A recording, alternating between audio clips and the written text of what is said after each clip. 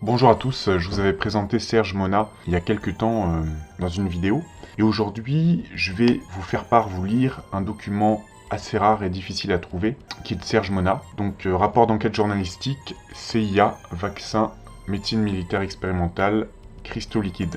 Donc on va parler du contrôle de la pensée, des drogues testées par la CIA, les services secrets des vaccins, manipulation politique de la vaccination, les cristaux liquides de la mort, protection de la vie privée, etc. etc. Note d'introduction. Même si l'enquête en cours n'est pas complètement terminée, il m'apparaît des plus urgents de publier un rapport assez complet concernant les manipulations médicales pour parvenir au contrôle politique direct de tous les individus. Avez-vous cru que la présente guerre déclenchée sur les populations par les Nations Unies, en vue d'instaurer un nouvel ordre mondial, pourtant si souvent cité par le président des États-Unis du début des années 90, George Bush, serait une guerre conventionnelle, avec des armes différentes comme cela était le cas dans le passé? Si en premier lieu vous ne croyez pas qu'une guerre mondiale est en cours, c'est que vous vous obstinez non seulement à nier les évidences de la chute de l'économie et du regroupement mondial d'organismes internationaux, mais encore vous n'avez pas remarqué que cette guerre se fait actuellement sous 3 formes distinctes, entre autres, soit guerre économique, guerre électronique et guerre médicale. En deuxième lieu, c'est que vous êtes victime, bien malgré vous, du programme de contrôle de la volonté par le biais des ondes visuelles, télévision et cinéma, mais encore des ondes électromagnétiques, micro-ondes, électricité concentrée, de manière à provoquer chez vous une confusion de l'esprit et un état léthargique permanent qui vous empêche de penser et de réfléchir. Car il faut bien l'admettre, le contrôle direct des individus pour des fins politiques, à cette époque, passe avant tout par la nécessité d'endormir l'esprit, le cerveau des populations, afin de les paralyser dans leur possibilité de réfléchir, de penser et de réagir.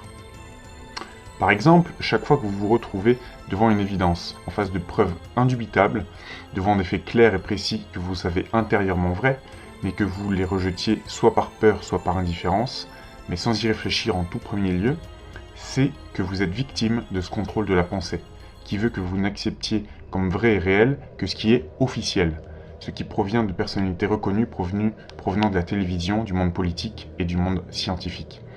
Pourtant, vous êtes-vous déjà demandé pour qui et pour quels intérêts travaillent tous ces gens que vous avez appris à considérer comme étant des dieux?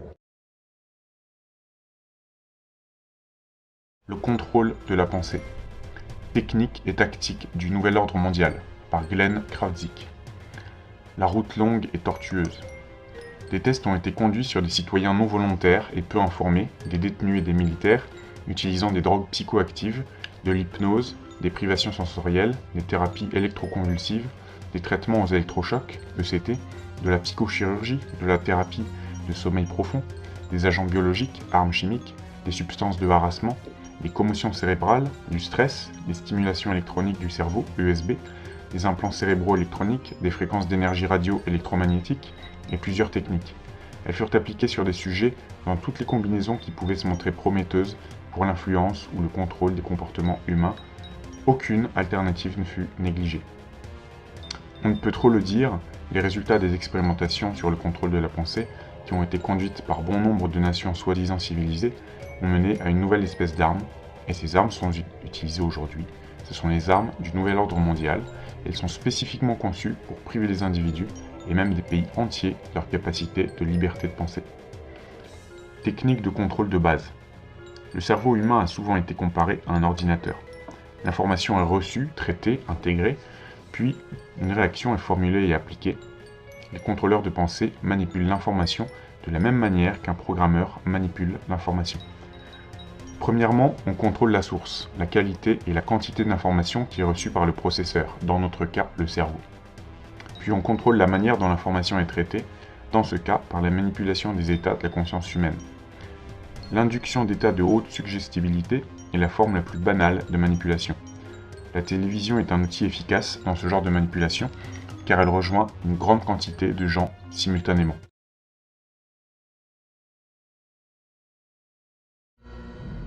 Les armes de contrôle de la pensée de demain sont ici, aujourd'hui.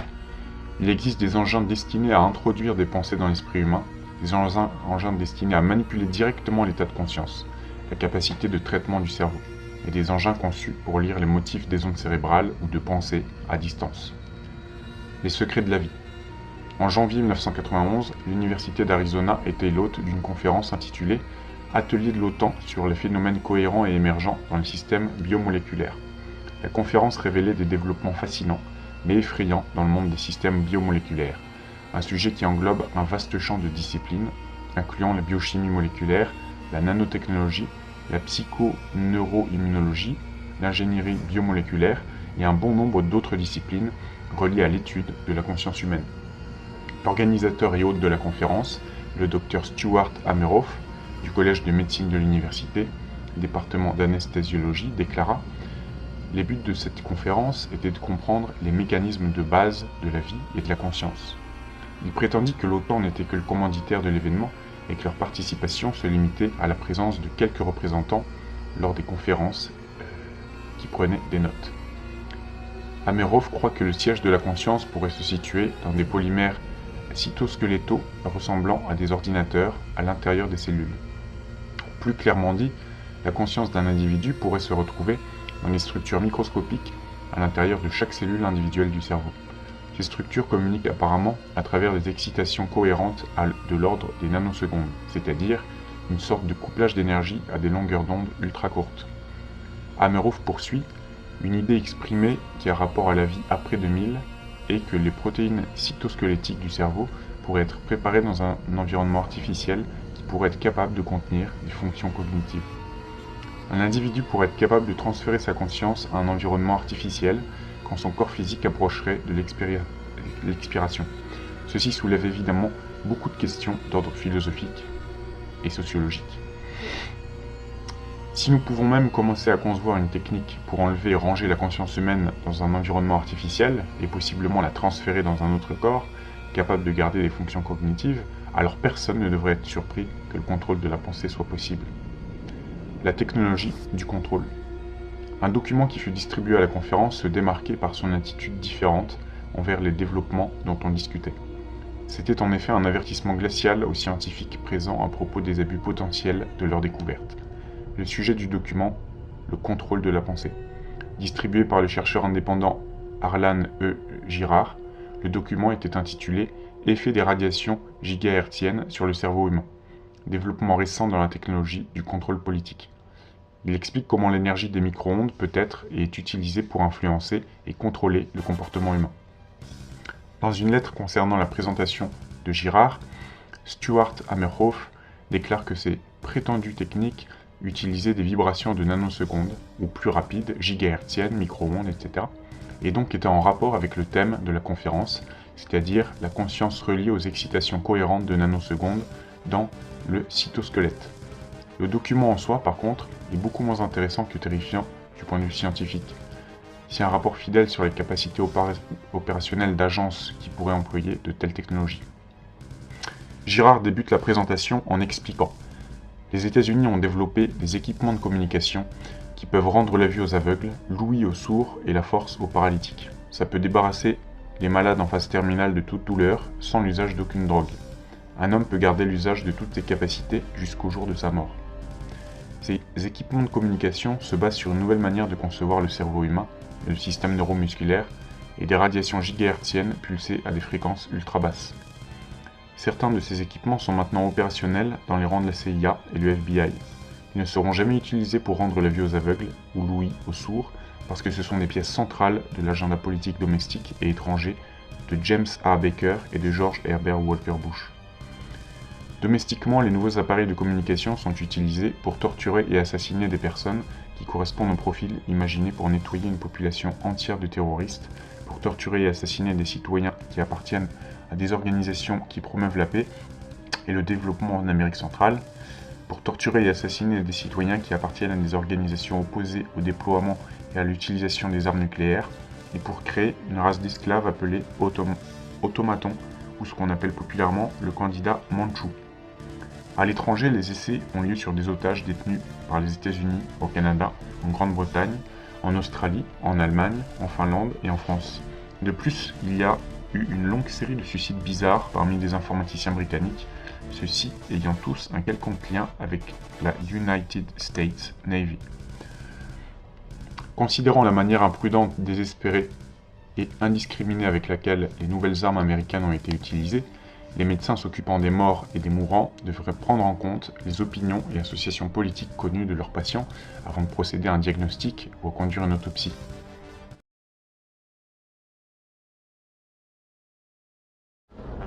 La psychologie de la terreur. Est-ce qu'un gouvernement, une corporation ou un psychiatre promouvrait intentionnellement une telle horreur aujourd'hui? La réponse est très évidemment oui. Les gouvernements, les agences et les corporations qui travaillent avec eux pour le nouvel ordre mondial sont préparés à promouvoir tout ce qui pourrait les aider à atteindre leur but de contrôle social total. L'histoire nous a si souvent démontré cela de façon tout à fait claire et sans équivoque. En ce qui concerne le pourquoi, si vous terrorisez le public et les faites craindre pour leur sécurité, ils vont vous permettre d'instaurer des pratiques de loi draconiennes, de les désarmer, et de garder des registres complets sur eux, et ils n'ont qu'à vous dire que tout ceci est fait pour vous protéger, bien sûr. Deuxièmement, cela promeut la chute de la forme présente du système politique démocratique et conduit les sociétés à chercher des alternatives à la méthodologie politique actuelle. Évidemment, l'alternative a déjà été planifiée. Elle s'appelle le nouvel ordre mondial, et elle n'aura pas vos intérêts et votre sécurité à cœur. La peur a toujours été utilisée par les élites du pouvoir pour contrôler et subjuguer les masses. La vieille maxime de diviser pour régner est amenée à la limite dans tous les coins de la planète afin de s'assurer que tout le monde est effrayé pour leur propre sécurité personnelle et que tout le monde a peur ou se méfie de ceux qui l'entourent. Cela aussi, c'est du contrôle de la pensée.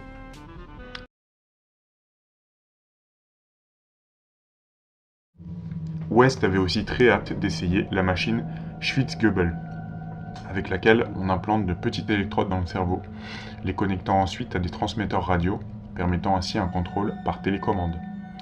Des détecteurs de missiles modifiés devaient être utilisés pour toujours savoir où se trouve le sujet. Le gouverneur Reagan a rapidement tenté d'exécuter les plans de West, mais il a rencontré une forte résistance sur plusieurs fronts. La pression pour interdire ce programme s'est accentuée lorsque le président du sous-comité sur les droits constitutionnels, le sénateur Frank Ervin, a commissionné une étude sur l'implication du gouvernement dans nombre de nouvelles techniques de contrôle de la pensée. Lorsque Ervin réussit à obtenir une lettre de West au directeur de la santé de l'État de la Californie, datée du 22 janvier 1973, sur laquelle il propose que les militaires lui remettent une base de missiles nucléaires Nike ou Nike située sur les collines de Santa Monica, dans le but d'y effectuer des recherches, il réveilla beaucoup de soupçons. Les investigateurs du Centre de recherche sur la violence ne purent pas fournir d'explications valables au sujet de l'utilisation de ladite base aux membres du Sénat californien. Mais en plus, West n'avait jamais clairement défini ce qu'il entendait par comportement indésirable, ou le pourquoi de la nécessité de travailler à l'intérieur d'un silo de missiles protégé et clôturé. Son projet au complet fut attaqué, puis finalement abandonné. Ou ne serait-il pas devenu seulement clandestin? Le soutien de Reagan pour le concept de contrôle des comportements, lire contrôle de la pensée, n'a toutefois pas été amoindri par cet incident, et il est presque certain qu'un peu de vie a été insufflé dans bon nombre de ses recherches secrètes lorsqu'il devint président. Il n'y a que trop de raisons de soupçonner le docteur Louis Jolyon West d'être le chef de file dans la recherche sur le contrôle de la pensée. Il a travaillé à perfectionner ces techniques sur des êtres humains depuis très longtemps. Un mémo de la CIA, daté du 14 janvier 1953 et intitulé « Technique d'interrogation », contient le passage suivant. Si les services du major Louis J. West de la US Air Force, un hypnotiseur réputé, pouvait être obtenu, ainsi que ceux d'un professionnel des techniques conventionnelles d'interrogation et de polygraphe, et les services du colonel, alors là c'est censuré, un centre complet d'interrogation pour être mis sur pied dans un endroit spécialement sélectionné. La CIA proposait que ce laboratoire contiendra une salle spéciale dans laquelle tous les aspects significatifs de l'environnement peuvent être contrôlés. Cette salle contiendra entre autres une large variété de polygraphes pour des enregistrements simultanés d'un grand nombre des réactions physiologiques de l'individu étudié. Dans cet endroit, un grand nombre de variables hypnotiques, pharmacologiques et d'environnement sensoriel seront manipulées de façon calculée et des enregistrements seront faits des réactions du sujet. Aldous Huxley, auteur du roman Le meilleur des mondes, se réfère à West de nombreuses fois dans ses ouvrages. Alors, une petite parenthèse, il faut ajouter qu'Aldous Huxley était le frère de Julian Huxley, qui était biologiste. En 1953, il a écrit que West effectuait des recherches sur l'hypnotisme et sur la mescaline. Plus tard, en 1961, il rapportait que West l'avait informé qu'il faisait alors des expériences sur la privation sensorielle et qu'il profitait des équipements les plus avancés. Le savoir obtenu par ces expériences horribles, ainsi que des milliers d'autres, est appliqué au contrôle de la pensée aujourd'hui.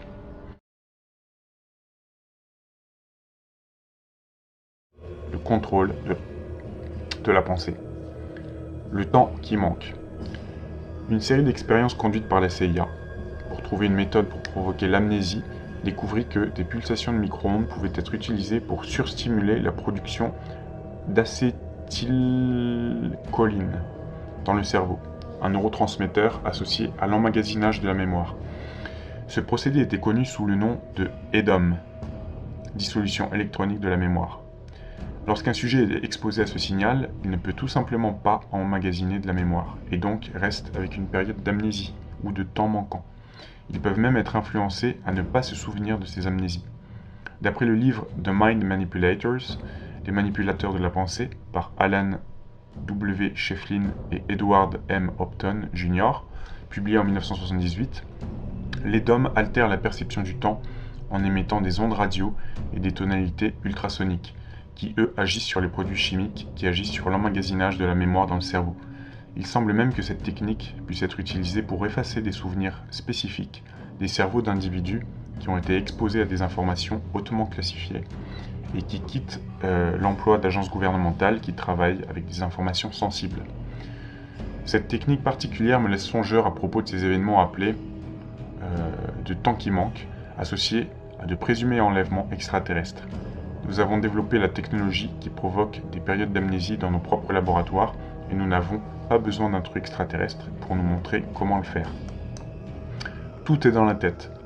Les opérations d'implants cérébraux, dont le blâme est si couramment placé sur les kidnappeurs extraterrestres, ont lieu partout sur notre planète depuis très longtemps, et elles sont perpétrées par des humains.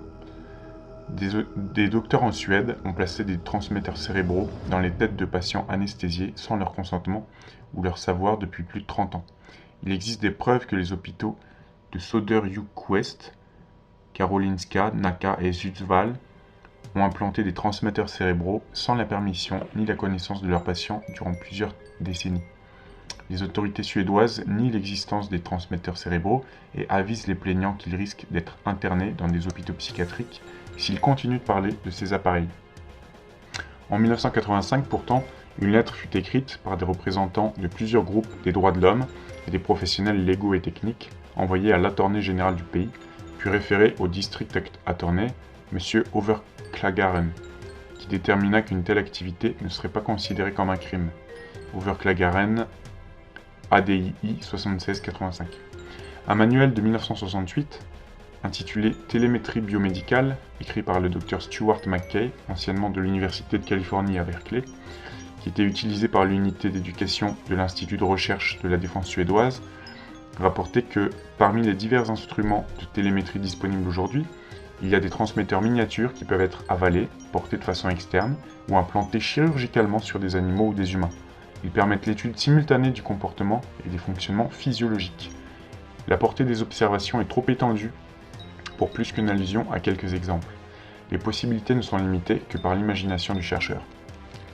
Le docteur José Delgado, un pionnier de la simulation électronique du cerveau, SEC, qui fut subventionné à travers des organisations de façade par le Bureau de recherche navale américain et par la CIA, déclarait dans son livre Le contrôle physique de la pensée, 1969, que les transmetteurs cérébraux peuvent demeurer dans le cerveau d'un sujet à vie.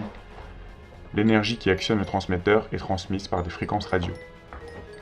Une des possibilités des transmetteurs cérébraux est d'influencer les gens afin qu'ils se conforment au système politique. Les fonctions autonomiques et somatiques, les comportements individuels et sociaux, les réactions émotionnelles et mentales peuvent être provoqués, maintenus, modifiés ou inhibés chez les animaux comme chez l'homme par la stimulation de structures cérébrales spécifiques. Le contrôle physique de plusieurs fonctions cérébrales est un fait établi. Il est même possible de suivre les intentions, le développement des pensées et les expériences visuelles. Les premiers implants étaient d'environ la taille d'un demi-filtre de cigarette, mais de nouvelles versions peuvent être adaptées à des cristaux liquides, injectés directement dans le sang pour se loger dans le cerveau. La communication dans les deux sens avec les transmetteurs cérébraux est possible depuis les années 50, incluant des messages vocaux et des retours de pensée. D'autres armes de la Deuxième Guerre mondiale. Les armes qui, d'après Harlan Girard, sont utilisées dans les opérations secrètes de contrôle de la pensée incluent un transmetteur qui transmet à la fréquence du système nerveux humain et qui, d'après lui, est manufacturé par l'Oral Electro-Optical Systems de Pasadena, Californie. L'Oral, un important contractant de la défense, avait précédemment conduit des recherches sur des armes à énergie dirigées pour le compte du lieutenant-général Leonard Peroz de l'US Air Force, qui cherchait une arme pour implanter des messages dans le cerveau de l'ennemi et pour provoquer des réactions de courage surhumaines chez ses propres troupes. L'appareil emploie des radiations électromagnétiques, EMR, de fréquence gigahertzienne dans des tonalités ultra basses, ELF.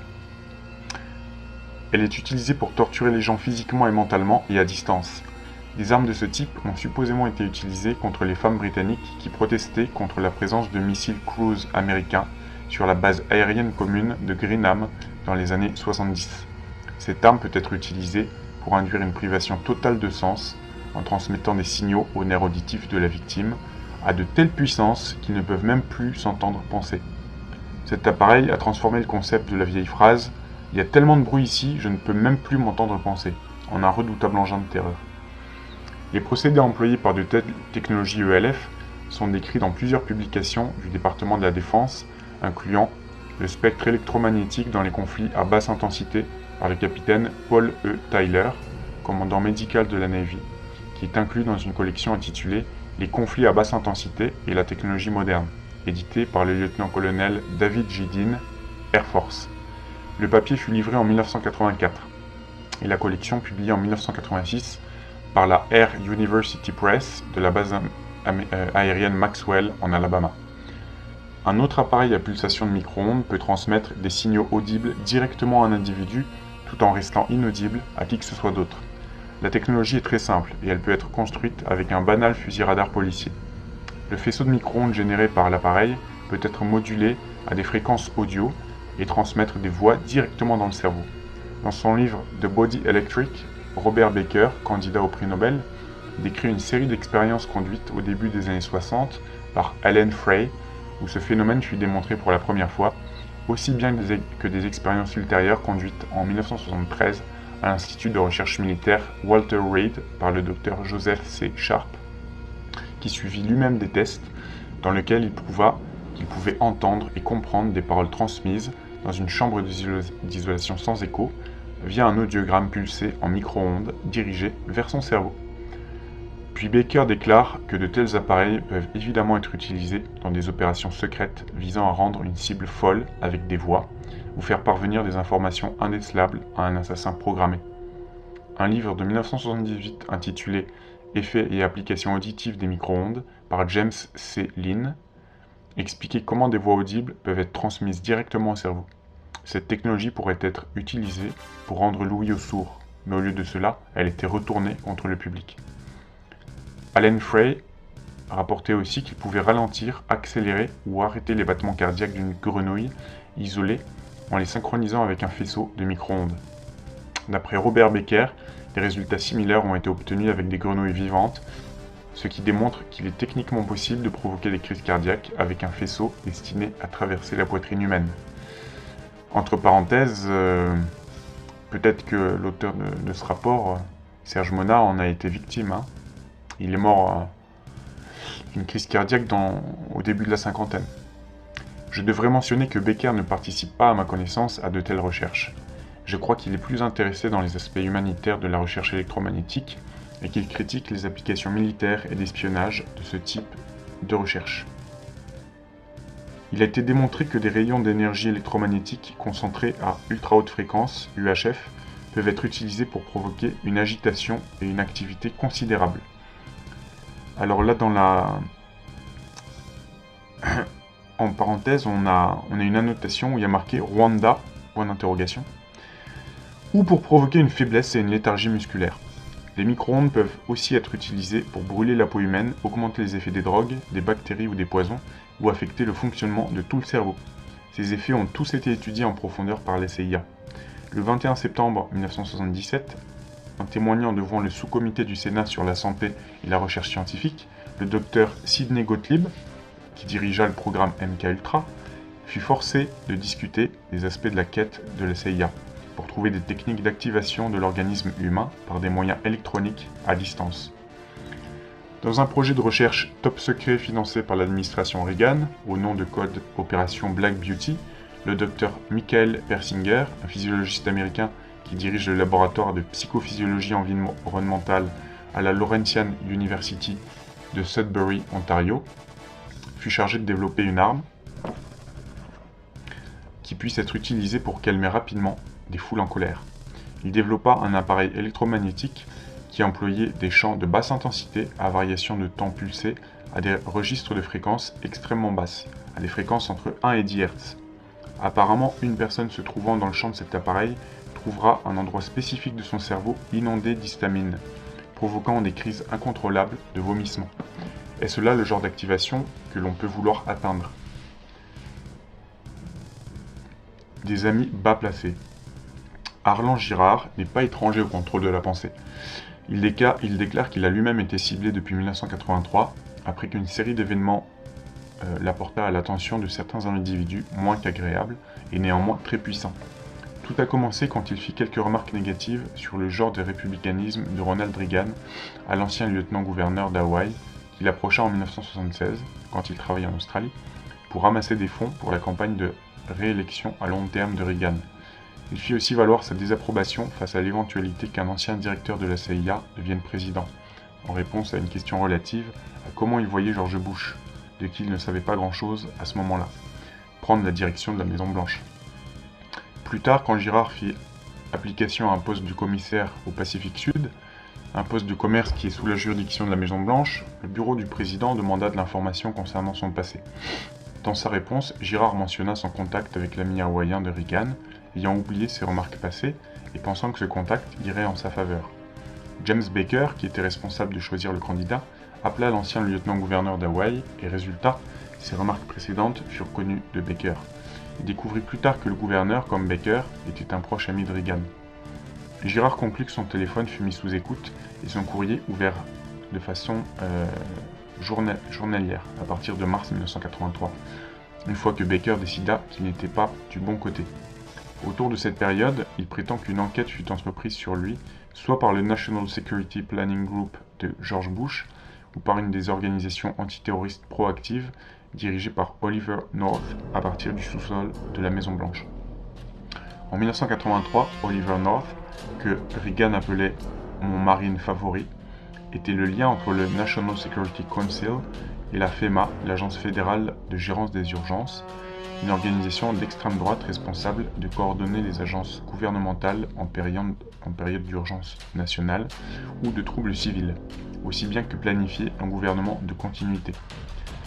North passa son temps dans la FEMA à conduire des actions secrètes et à planifier le renversement de la Constitution américaine.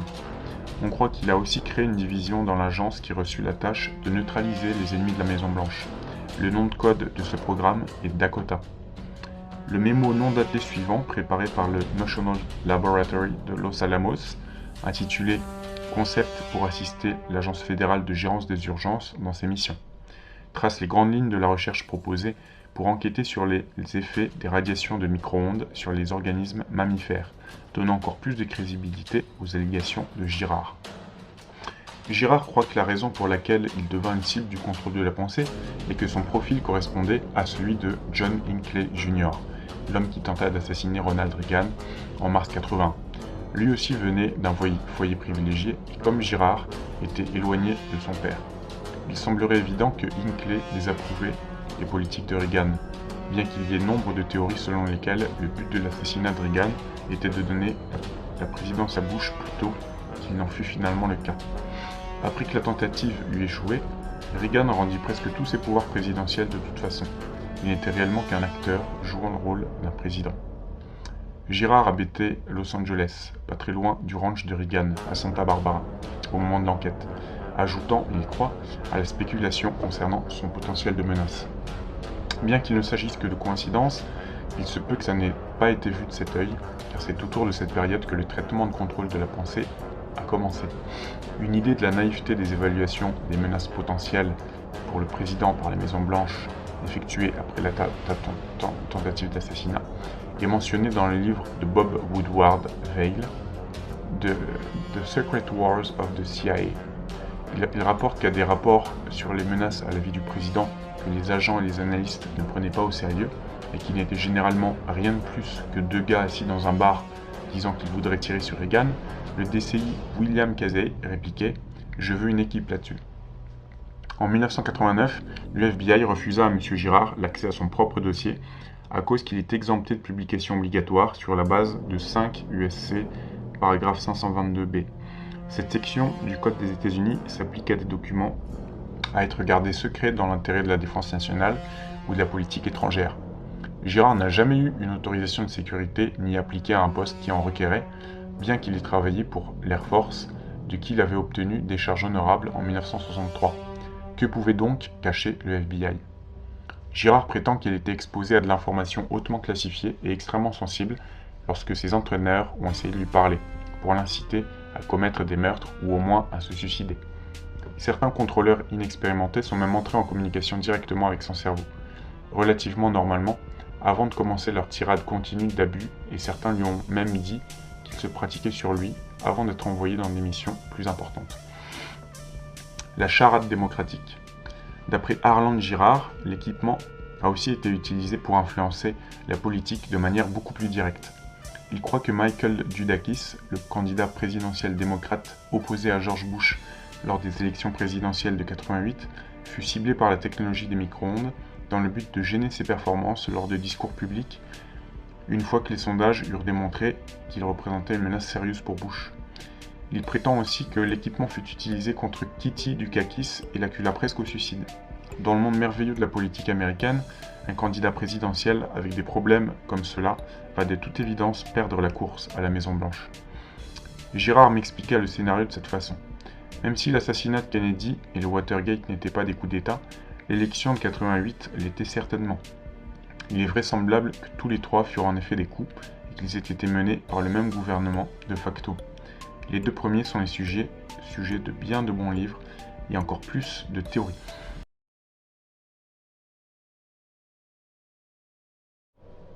Est-ce que les déclarations personnelles de Girard, à l'effet d'avoir été la victime du contrôle de la pensée et de tortures électromagnétiques, semblent trop irréelles à la lumière du fait que de telles expérimentations ont réellement eu lieu?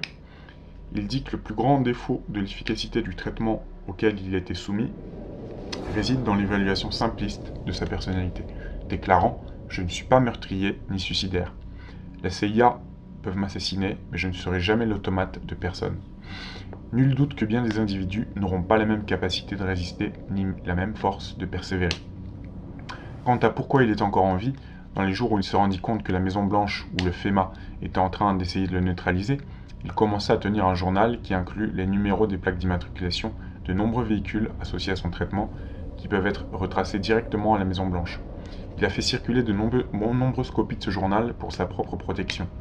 Il dit aussi qu'il y a l'horrible possibilité que le procédé de cette torture soit en lui-même gratifiant pour ceux qui l'appliquent, et que pour cette raison, il préfère le garder en vie pour pouvoir continuer à le travailler plutôt que de s'en débarrasser.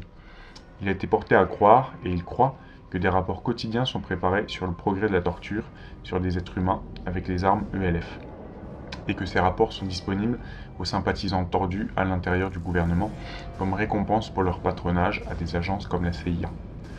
Girard dit que des attentats ont aussi été tentés contre sa vie avec des armes conventionnelles. Il m'a dit que si j'étais incapable de le contacter dans le futur, je devrais m'adresser à ses avocats car ils sont pleinement conscients de cette situation. La légion involontaire. Si les déclarations de Girard étaient les seules de cette nature, on pourrait sans risque trouver raison à les mettre en doute, mais elles ne le sont pas. Plusieurs individus, certains avec des profils très publics, croient être sujets de ces opérations de contrôle de la pensée, mais ils passent cela sous silence, de crainte que ça pourrait détruire leur crédibilité, ou pire. D'autres, qui dû au comportement antisocial qui amène leur cas à l'attention du public, sont perçus comme des fous ou des menteurs. Par exemple, le samedi 17 mars 1984, le San Francisco Chronicle publia un article intitulé « Incident près de la Maison-Blanche ». Des déclarations bizarres d'un homme armé dans lequel un fou solitaire meurtrier, supposément typique, qui fut arrêté près de la Maison Blanche, prétendait avoir reçu un implant de localisation, télémétrie, sous la forme d'un implant cristallin qui fonctionne comme une radio à cristaux. Il croyait que des commandes lui intimaient l'ordre de commettre des meurtres, lui parvenaient à travers cet appareil. Combien d'individus ne connaissant pas les possibilités du contrôle de la pensée, ou le fait même que ce soit possible, pourraient croire de telles déclarations? Un rapport similaire parut dans le Miami Herald du lundi 24 mai 1984 dans un article intitulé « Pilote de drogue prétend être pris dans un complot de la CIA ». Ancien employé de la CIA de son propre aveu, transporteur de drogue et d'armement, James Petit prétendait être victime du contrôle de la pensée, avoir reçu un implant cristallin et savoir l'existence d'un plan de la CIA nommé Opération Boule de Cristal, qui était un complot pour prendre le contrôle du monde en utilisant le contrôle de la pensée. Un article subséquent dans le même journal, le 9 juin 1984, déclarait qu'une prise de rayon X n'avait pas permis de trouver l'implant. Pourtant, un autre article sur Petit, publié dans le National Examiner le 30 avril 1985, rapportait que des radiologues avaient détecté un objet étranger derrière son oreille gauche qui, avait-il conclu, n'avait aucune raison d'être là. L'article incluait une photographie au rayon X de la chose non identifiée. Petit prétendait que l'appareil avait été implanté alors qu'il était traité au centre des Grands Brûlés de l'Institut de l'armée américaine de recherche chirurgicale à San Antonio, Texas. Les docteurs de l'hôpital ont confirmé qu'il fut traité à cet endroit jusqu'au 2 juillet 1982. Ils croyaient que la CIA allait l'utiliser dans un plan pour tuer quelqu'un. Petit déclara « Ce serait une bonne idée d'examiner Sirhan Sirhan, l'homme qui a tué Robert Kennedy, pour voir s'il a des implants. James Earl Ray, qui tua Martin Luther King, et John Hinckley, qui tira sur le président Reagan, devraient aussi être examinés. » Les avocats de Petit ont confirmé qu'il avait travaillé pour la CIA, et cela fut aussi confirmé par un autre avocat qui représentait un co-accusé dans le procès d'une affaire de drogue. Petit prétend que tout l'incident faisait partie d'un programme bizarre de la CIA du nom d'Opération Boule de Cristal, dont le but était de prendre le contrôle des systèmes politiques et judiciaires du monde par le contrôle de la pensée avant l'an 2000. Il prétendit même avoir trouvé des documents top secrets contenant des détails du programme dans une poubelle à Key West, en Floride, quelques 20 années plus tard.